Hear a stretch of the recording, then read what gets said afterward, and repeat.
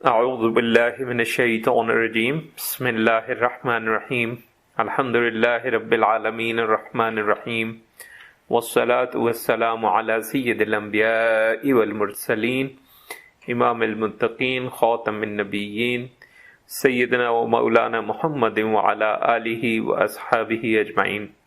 اچھا، سب سے پہلے تو جزاک اللہ، آپ سب دوستوں نے جو فہرست بنائی ہے، وہ جو لسٹ بنائی ہے، وہ مجھے مل گئی ہے، اور اس کو دیکھنے کے بعد آج جو پہلا جو موضوع جو ہے میں نے چنا ہے گفتگو کے لیے، وہ ہے توبہ۔ اور اس کی جو وجہ ہے وہ یہ ہے کہ توبہ جو ہے وہ دینی اور روحانی معاملات کے اندر ترقی کے لیے سب سے پہلا قدم ہے۔ تو اسی لیے میں نے خیال کیا کہ آپ کی اس فہرست میں سب سے پہلے ہم توبہ پر بات کرتے ہیں۔ ایک تو یہ خیال رہے کہ جو توبہ ہے یہ سب پر واجب ہے، چاہے اس سے کوئی کوتاہی ہوئی ہے یا نہیں ہوئی ہے، اس سے کوئی گناہ سرزد ہوا ہے یا نہیں ہوا ہے، اس سے کوئی فرق نہیں پڑتا۔ توبہ، استغفار، یہ ہر ایک پر واجب ہے۔ اچھا، اگر تو کوتاہی ہے، کوئی گناہ ہے، تو اس میں پھر اب دو طرح کے معاملات ہیں۔ ایک تو یہ ہے کہ اس کوتاہی کا، اس گناہ کا جو تعلق ہے وہ اللہ کے ساتھ ہے۔ اگر اللہ کے ساتھ ہے تو اس کے اندر توبہ کی تین شرائط ہیں۔ ایک شرط تو یہ ہے کہ گناہ جو ہے وہ ترک کر دیا جائے۔ دوسری شرط یہ ہے کہ اس کو گناہ پر شرمساری ہونی چاہیے ہمیں، اور تیسری جو شرط ہے وہ یہ ہے کہ آئندہ اس کو نہ کرنے کا بڑا پکا ارادہ ہونا چاہیے۔ اگر اس میں سے کوئی ایک بھی چیز جو ہے وہ نہ ہو تو یہ توبہ جو ہے وہ صحیح نہیں ہوگی۔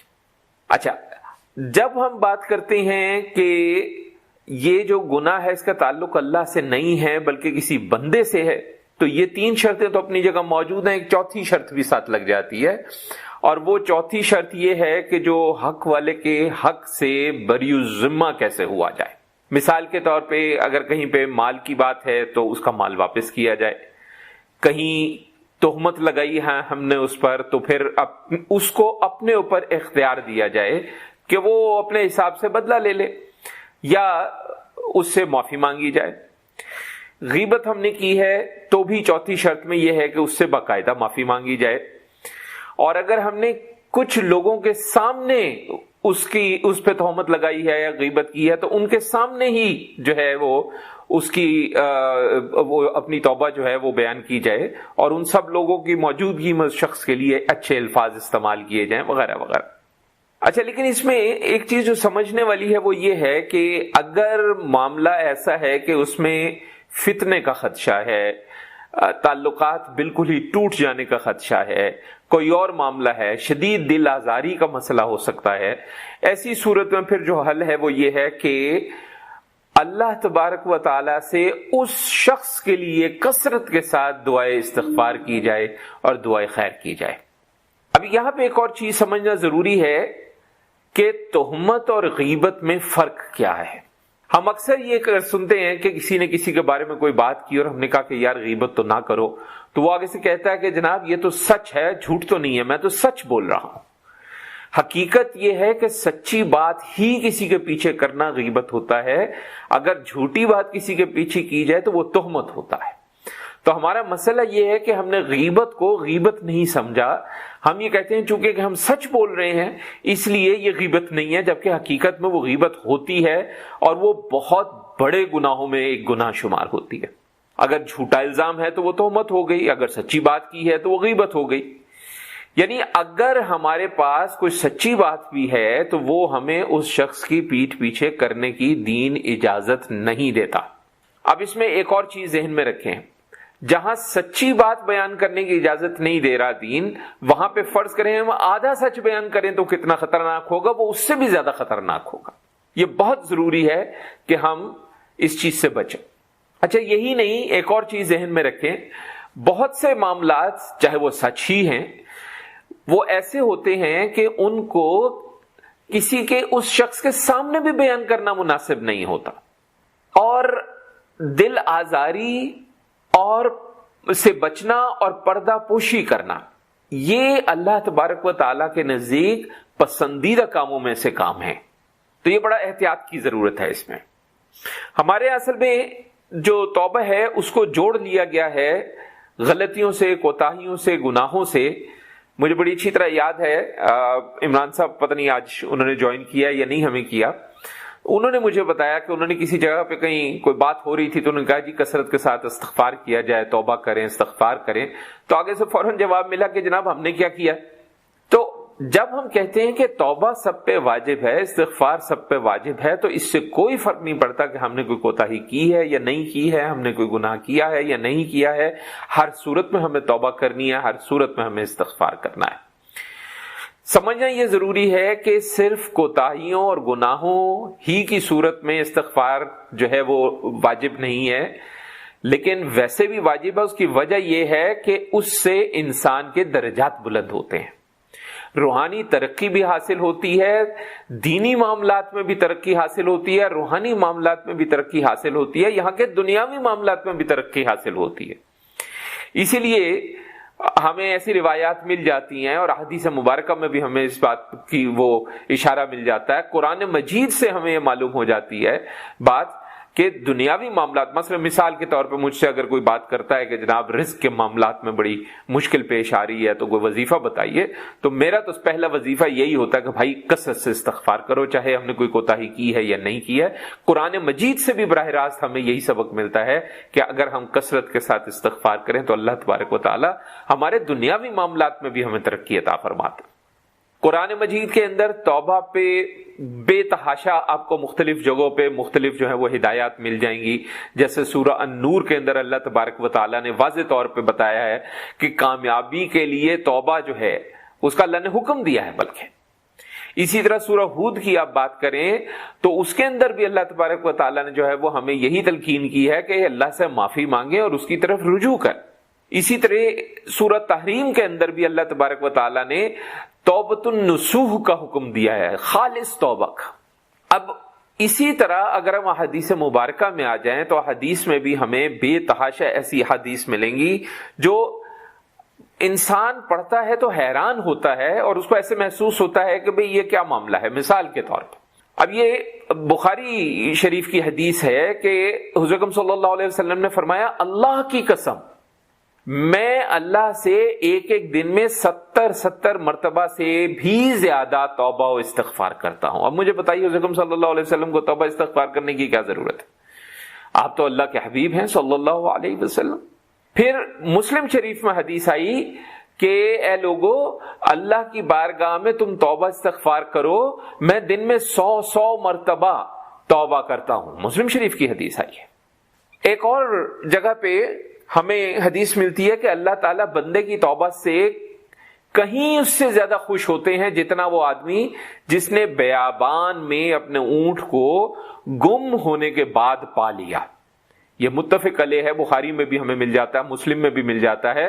بلکہ اس کے اندر ایک اور اس میں آپ کو الفاظ ایک اور جگہ پہ جو ملتے ہیں وہ کچھ یوں ملتے ہیں کہ اللہ نے اپنے بندے کی توبہ سے جبکہ وہ اس کی بارگاہ میں توبہ کرے اس شخص سے زیادہ خوش ہوتے ہیں جتنا وہ آدمی کہ جس کی صحرا میں سواری گم ہو جائے، وہ سواری اس کے ہاتھ سے چھوٹ جائے، اس کا کھانا پینا بھی اسی پر لدا ہو، وہ شخص اس کی تلاش میں مایوس ہو جائے اور ایک درخت کے سائے کے نیچے لیٹ جائے، اور اس دوران وہ سواری اس کے پاس آ جائے اور وہ اس کی نکیل کو تھام کر انتہائی خوشی میں کہے کہ اے اللہ تو میرا بندہ اور میں تیرا رب. اب بتائیے بھلا یہ کوئی بات ہے کرنے والی کہ تو میرا بندہ میں تیرا رب، استغفر اللہ.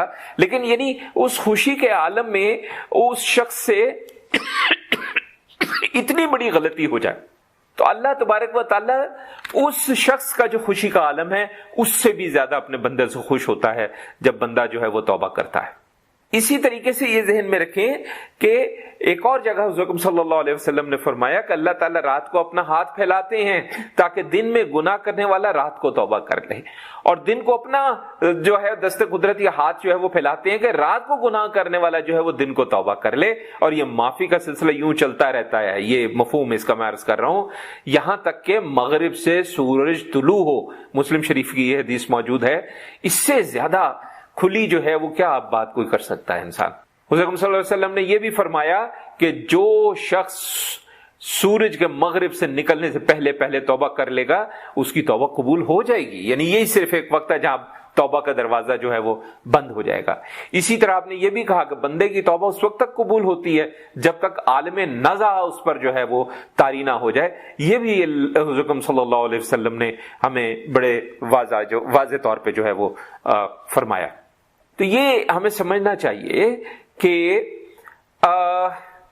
توبہ چاہے ہم سے کوئی کوتاہی ہو یا نہ ہو، دونوں صورتوں کے اندر توبہ ہمارے لیے واجب ہے. اگر آپ پھر یہ بھی سمجھے، فرض کریں اگر ہمارا خیال ہے کہ ہم سے کبھی کوئی کوتاہی نہیں ہوئی، لیکن سارے دن میں نہ جانے کتنی ہم سے غلطیاں ہوتی ہیں، کتنی ہم سے کوتاہیاں ہوتی ہیں. اب یہ تو اللہ ہی بہتر جانتا ہے کہ کیا ہمارا کوئی دن جو ہے وہ بغیر گناہوں کے یا بغیر کوتاہیوں کے گزرا بھی ہے یا نہیں گزرا ہے. اس لیے توبہ، اور اسی لیے ہمارے بزرگان دین نے بھی یہی کہا کہ روحانی ترقی بھی اگر آپ کو چاہیے تو جو پہلا قدم ہے اس روحانی ترقی کا وہ توبہ کا ہے. تو توبہ جو ہے وہ چونکہ واجب ہے، آپ بھی میں یہی عرض کروں گا کہ اس کے اندر جو ہے توبہ استغفار جو ہے اس کو اپنا مستقل عمل جو ہے وہ بنائیے. اس میں ایک اور چیز عرض کر دوں کہ ویسے تو ظاہر اللہ تبارک و تعالیٰ جو ہے جس طرح زمان و مکان کی قید سے آزاد ہے اسی طرح زبان کی قید سے بھی آزاد ہے. وہ ہمارے دلوں کو کے جو حالات ہیں اس سے بھی واقف ہے. اس لیے کسی بھی زبان میں گو کے استغفار کیا جا سکتا ہے، توبہ کی جا سکتی ہے. لیکن ظاہر ہے کہ بہت سی دعائیں اور بہت سی التجائیں قرآن مجید میں بھی موجود ہیں جن کا تعلق براہ راست توبہ سے ہے اور استغفار سے ہے. بہت سی دعائیں، بہت سی التجائیں احادیث مبارکہ میں موجود ہیں جن کا تعلق براہ راست توبہ اور استغفار سے ہے. اس لیے بہت زیادہ بہتر ہے کہ ہم وہ جو دعائیں ہیں ان دعاؤں کو کا مجموعہ اپنے پاس رکھیں. میں بھی کوشش کروں گا کہ میں سب کو اکٹھا کر کے اگر آپ کو پیش کر سکوں، اور ان کا استعمال ہر دعا کے اندر بھی اور دعا کے علاوہ. کچھ نہیں تو اٹھتے بیٹھتے چلتے پھرتے جو مختصر ترین ہمارے پاس کلمہ ہے استغفر اللہ، کم از کم وہ تو ہم لے کر چل ہی سکتے ہیں. استغفار کرنا نہ صرف یہ کہ واجب ہے بلکہ عین عبادت بھی ہے. سو اس بات کو گرہ سے باندھ لیں اور استغفار کو اپنی زندگی کا حصہ بنائیں. اٹھتے بیٹھتے چلتے پھرتے ہر حالت میں کوشش کریں استغفار کرنے کی. اس سے نہ صرف یہ کہ ہماری کوتاہیاں معاف ہوتی ہیں، ہماری غلطیاں معاف ہوتی ہیں، بلکہ اس کے ساتھ ساتھ جو ہے ہمارے درجات بھی بلند ہوتے ہیں، اور اس کی کثرت کی وجہ سے ہم سے مزید گناہوں کا امکان کم سے کم ہوتا چلا جاتا ہے. تو اللہ تعالی ہمیں توبہ جو ہے کرنے کی توفیق عطا فرمائے اور ہم کثرت کے ساتھ توبہ کریں، اور اللہ تبارک و تعالیٰ کے اور حضرت صلی اللہ علیہ وسلم کے بتائے ہوئے راستے پر چلنے کی سچے دل کے ساتھ کوشش کریں.